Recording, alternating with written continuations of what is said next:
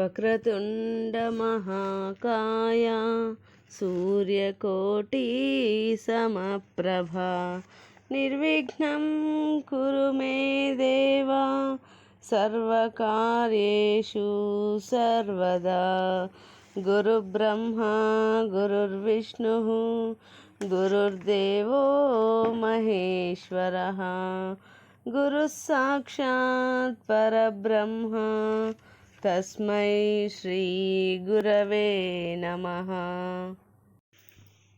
అరుణాచల మాహాత్మ్యం 23వ రోజు పారాయణం. శ్రీ జ్ఞాన సంబంధులు అరుణాచలమునకు వచ్చుట. ఉపమన్యు మహర్షి రచించిన శివభక్త మాహాత్మ్యము అనే గ్రంథంలో భక్త కవి శ్రీ జ్ఞాన సంబంధ చరిత్రలో అరుణాచల మాహాత్మ్యము ఈ విధంగా వివరింపబడినది. శ్రీమద్ ఉపమన్యు మహర్షి ఇలా వచించెను. తమిళ మహాకవులైన నలుగురిలో ఒకడగు శ్రీ జ్ఞాన సంబంధుడు తిరుక్కోవిలూరు సమీపంలో గల అరయనినల్లూరులో నివసిస్తున్నాడు. ఒకనాడు అతని శిష్యులు కొందరు అక్కడ నుండి దూరముగా కనిపిస్తున్న అరుణాచలము గురించి ప్రస్తావించారు. తక్షణమే బాలకవి అయిన జ్ఞాన సంబంధుడు అన్నామలై ఉమయ్యాళోడుం అన్నామలై అని పిలువబడు ఉమతో కూడిన ఈశ్వరుడు అనే పద్యపదికమును పాడెను. ఒకనాడు జ్ఞాన సంబంధుడు తాను అరుణాచలమునకు వెళ్ళడానికి దారి చూపేవారెవరైనా కలరా అని చింతించుచుండగా అతనికి ఒక ముసలి బ్రాహ్మణుడు భగవంతుని కైంకర్యమునకు పువ్వులు కోస్తుండగా కనిపించాడు. జ్ఞాన సంబంధుడు ఆయనను చేరి బహు వినయముతో, స్వామి, తమ నివాస స్థలమేది, ఇక్కడికి ఎందుకు వచ్చారని అడుగగా ఆ బ్రాహ్మణుడు తాను అరుణాచల నివాసినని, అరుణాచలునికి ప్రాతకాల సేవకై పుష్పములను సేకరించడానికి ఇక్కడికి వచ్చానని తెలిపాడు. అరుణాచలం ఇక్కడికి ఎంత దూరము ఉండును, అక్కడికి నాకు దారి చూపగలరా అని సంబంధుడు ఆయనను ప్రశ్నింపగా, అరుణాచలం కొంచెం దూరంలోనే ఉన్నదని, తాను ప్రతిదినము ఉదయాన్నే వచ్చి పువ్వులు సేకరించి వెళతానని, అందువలన సంబంధుడు చిన్నవాడైనా నడవగలడు అని తెలిపి అరుణాచలమునకు దారి చూపిస్తానని తెలిపాడు. సంబంధుడు తన పరివారముతో ఆయనను అనుసరించగా దారి పొడుగున ఆ బ్రాహ్మణుడు అరుణాచల మాహాత్మ్యమును వివరిస్తూ నడుస్తున్నాడు. ఉన్నామలై అమ్మ అనే పేరుతో పార్వతితో కూడి స్వయంభూలింగమై వెలిసిన జ్యోతిర్మూర్తి అయిన అరుణాచలేశ్వరుని ఆవిర్భావము, బ్రహ్మ విష్ణువులు త్రిలోకాధిపత్యము కొరకు కలహించుకొనుట, వారి కలహమును తీర్చి వినయవంతుడై తనను శరణు పొందిన విష్ణువే గొప్ప అని చాటుట, వినోదార్థము పార్వతి శివుని కన్నులు మూయుట వలన జగత్తు అంధకారము కాగా శివుడు తన 3వ కన్ను తెరిచి లోకములను కాపాడుట, తన అపరాధ ప్రాయశ్చిత్తమునకై పార్వతీదేవి కాంచీపురాణ కంపానదీ తీరంలో ఏకామ్ర వృక్షము కింద తపస్సు చేయుట, ఆ తర్వాత శివుని ఆదేశము వలన అరుణగిరి చేరి ఘోర తపస్సు చేసి శివుని శరీరంలో అర్ధభాగం పొందటం, అంబ తపస్సు చేస్తుండగా మహిషాసురుడు విజృంభించి అంబతో యుద్ధానికి సిద్ధమగుట, జగజ్జనని ఆజ్ఞ మేరకు దుర్గ అతనిని చంపుట మొదలైన అరుణాచల మహాత్మ్య కథలను విని జ్ఞాన సంబంధుడు అరుణాచల దర్శనమునకు ఉవ్విళ్ళూరుచు ముసలి బ్రాహ్మణుని వెంట నడువసాగాడు. పరివార సమేతుడై జ్ఞాన సంబంధుడు అరుణగిరికి చేరువగుచుండగా వృద్ధ బ్రాహ్మణుడు మాయమయ్యాడు. హఠాత్తుగా దొంగలు చుట్టుముట్టి అతని పరివారమును దోచుకున్నారు. ఈ విచిత్ర సంఘటనకు ఆశ్చర్యపడిన జ్ఞాన సంబంధుడు అంతా దైవలీలగా భావించి అరుణాచలునిపై స్తోత్రములు పఠించాడు. పరమదయాకరుడైన అరుణాచలుడు నందివాహనుడై ఉమాసహితుడై ప్రత్యక్షమై జ్ఞాన సంబంధుని ఊరడించి, దొంగలు తన భూతగణములే అని, శివ సన్నిధికి చేరబోవువారు సర్వమును త్యజించవలెనని, అందువలన వారు అతని సంపదను హరించారని, ఆలయము చేరగానే అతని సంపదలు అతనికి లభించునని చెప్పి శివుడు మాయమయ్యాడు. అప్పుడు అక్కడ శివాజ్ఞ చేత ఒక పెద్ద గుడారము ప్రత్యక్షమై కొంతమంది మనుషులు కనిపించి జ్ఞాన సంబంధునికి అతని పరివారమునకు విందు చేశారు.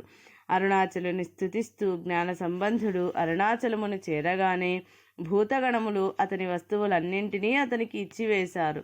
సంబంధుడు అరుణాచలుణ్ణి దర్శించి అరుణగిరికి ప్రదక్షిణము చేసి అరుణాచలములో కొన్ని దినములు నివసించి తర్వాత తన యాత్రను కొనసాగించాడు. శ్రీ జ్ఞాన సంబంధుల కథ సూరినాగమ్మ గారి రమణాశ్రమ లేఖలులో అతి సుందరముగా వర్ణింపబడినది. శ్రీ శివమహాపురాణములోని అరుణాచల మాహాత్మ్యమునకు శ్రీ విద్యేశ్వరుల వ్యాఖ్యానము. శ్రీ సూత మహర్షి ఇలా వివరించాడు. ఓ మహామునులారా, శ్రీ వ్యాస మహర్షి సనత్కుమారుని చేరి జ్ఞానప్రాప్తికై సులభమైన ఉపాయమును తెలుపమని వేడుకోగా, శ్రీ సనత్కుమారుడు శివస్మరణ శివనామశ్రవణం చేస్తూ శివుణ్ణి ధ్యానించుటే మానవులకు అత్యంత సులభమైన తరుణోపాయము అని చెప్పాడు. ఈ విధమైన సాధనను కూడా చేయలేని వారికి తరుణోపాయమేది అని మునులు ప్రశ్నించగా, శివమూర్తిని గాని శివలింగమును గాని స్థాపించి నిత్యం పూజిస్తే కరుణామయుడగు శివుని అనుగ్రహం వలన సంసార సాగరమును దాటవచ్చు. పూర్వము అనేక మంది ఋషులు ఇలా పూజించి శివ సాయుధ్యమును పొందారు. మునులు మరలా ఇలా ప్రశ్నించారు, ఇతర దేవతలను పూజించడానికి వారి వారి మూర్తులను స్థాపించుకుంటారు కదా, ఒక్క శివుడు మాత్రమే విగ్రహ లింగ రూపములు రెండింటితోనూ అర్చింపబడుటకు కారణమేమిటి? మునులారా, మీ ప్రశ్నకు శివుడు మాత్రమే సరైన సమాధానం ఇవ్వగలడు.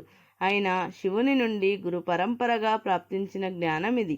శివుడు మాత్రమే రూపము అరూపము అయిన దేవుడు.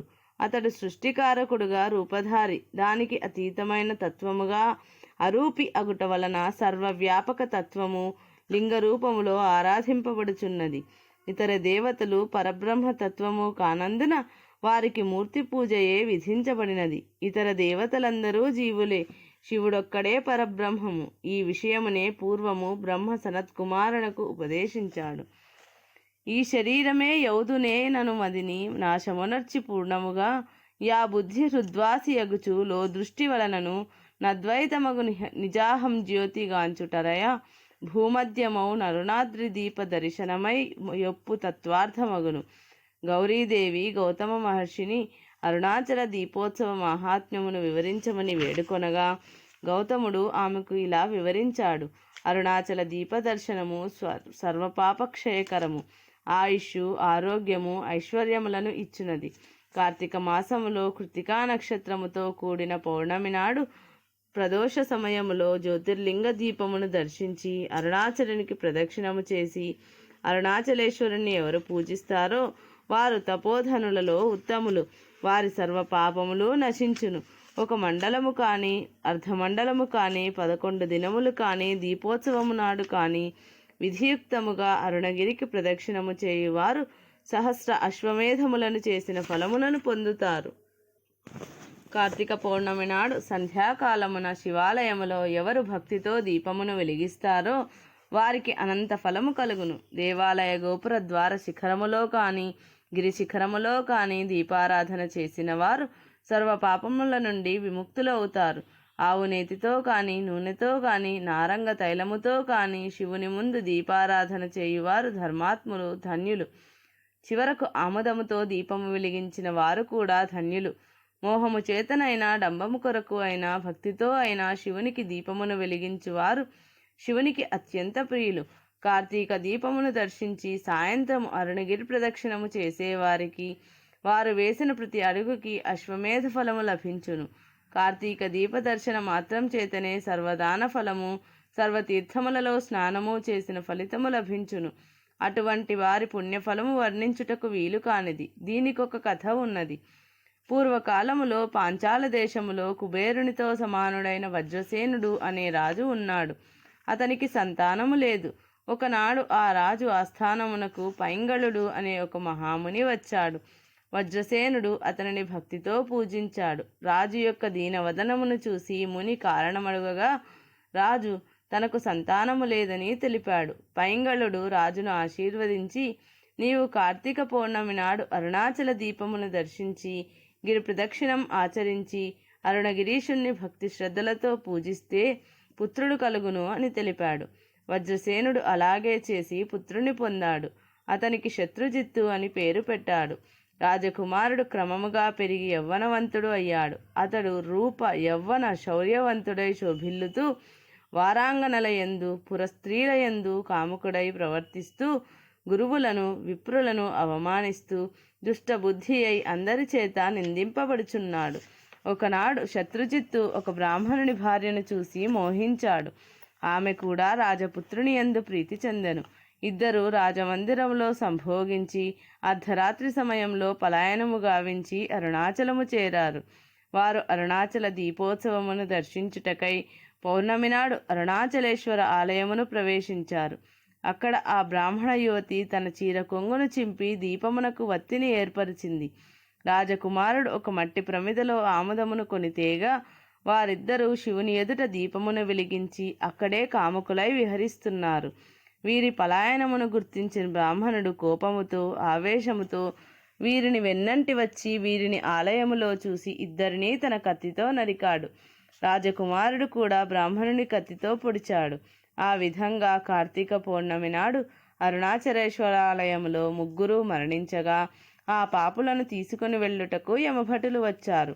అంతలో శివదూతలు వచ్చి ఆ రాజకుమారుణ్ణి అతని ప్రేయసిని విమానంపై ఎక్కించి శివలోకమునకు తీసుకుని వెళ్తున్నారు. బ్రాహ్మణుణ్ణి యమదూతలు నరకమునకు తీసుకుని వెళ్తుండగా ఆ బ్రాహ్మణుడు ఈ విపరీతమునకు విభ్రాంతి చెంది ఆ యమదూతలతో ఇలా ప్రశ్నించాడు: ఇదేమి వైపరీత్యము? కులాన్ని భ్రష్టు పట్టించిన నా భార్య పరస్త్రీలతో సంబంధము పెట్టుకున్న ఈ దుష్ట రాజకుమారుడు శివలోకమునకు వెళ్తున్నారు. శుద్ధుడను నిష్ఠాపరుడనైన నేను నరకానికి పోవడమా అని బ్రాహ్మణుడు వాపోవగా అతనితో శివదూతలు ఇలా అన్నారు: ఓ విప్రుడా, మోహముతో ఉన్న వీరిద్దరూ కార్తీక పౌర్ణమి నాడు అరుణాచలేశ్వరాలయములో దీపమును వెలిగించారు. జ్ఞానముతో కానీ అజ్ఞానము చేత కానీ కార్తీక పౌర్ణమి నాడు ప్రదోష సమయంలో దీపమును వెలిగించిన వారి సకల పాపములు నశించును. అందువలనే ఈ యువతి రాజకుమారుడు పాపరహితులై శివలోకమునకు వెళుతున్నారు. ఇది విని దుఃఖిస్తున్న ఆ బ్రాహ్మణుని చూసి రాజకుమారునికి దయ కలిగి, ఒకే కాలంలో మరణించిన వారికి ఒకే గతి అని కదా పెద్దల వాక్కు. నేను వెలిగించిన దీప పాత్రా ఫలమును ఈ విప్రునకు దానము చేస్తున్నాను అన్నాడు. అతడు అలా దానమియ్యగా బ్రాహ్మణుడు యమపాశ విముక్తుడై దివ్య విమానమునెక్కి శివలోకమునకు వెళ్ళాడు. అందువలన శుద్ధుడైన అశుద్ధుడైన కార్తీక దీపమును వెలిగించని వాడు రౌరవాది నరకములకు పోవును. జన్మలో ఒకసారి అయినా కార్తీక దీప దర్శనము చేసిన వారి సంతతికి హాని కలుగదు. అటువంటి వానికి పునర్జన్మ ఉండదు. శోణాద్రి దీప దర్శనము చేసిన మానవులు రుద్రాంశ సంభూతులు అవుతారు. వారు ధన్యులు. వారి దృష్టి పడితే ఇతరులు కూడా ధన్యులు అవుతారు. స్త్రీలు కానీ పురుషులు కానీ కార్తీక దీప దర్శనము వలన కామక్రోధాదుల నుండి దేహాభిమానము నుండి విముక్తులు అవుతారు. దీపోత్సవము నాడు ప్రదోషకాలములో విశ్వవ్యాపకుడైన పరమశివుణ్ణి బిల్వపత్రములతో పూజించిన వారు ముక్తులు అవుతారు. శోణాద్రి సమీపములో నివసిస్తూ దీపదర్శనము చేయని వారు కుక్కలుగాను చండాలురుగాను పుట్టి దుఃఖిస్తారు. కార్తీక దీప దర్శనము వలన గంగా మొదలైన సర్వతీర్థ స్నాన ఫలమును అక్కడ చేసిన అన్ని దానముల ఫలమును పొందుతారు అనేది నిశ్చయము. ఇది అరుణాచల మాహాత్మ్యం 23వ రోజు పారాయణము సంపూర్ణం.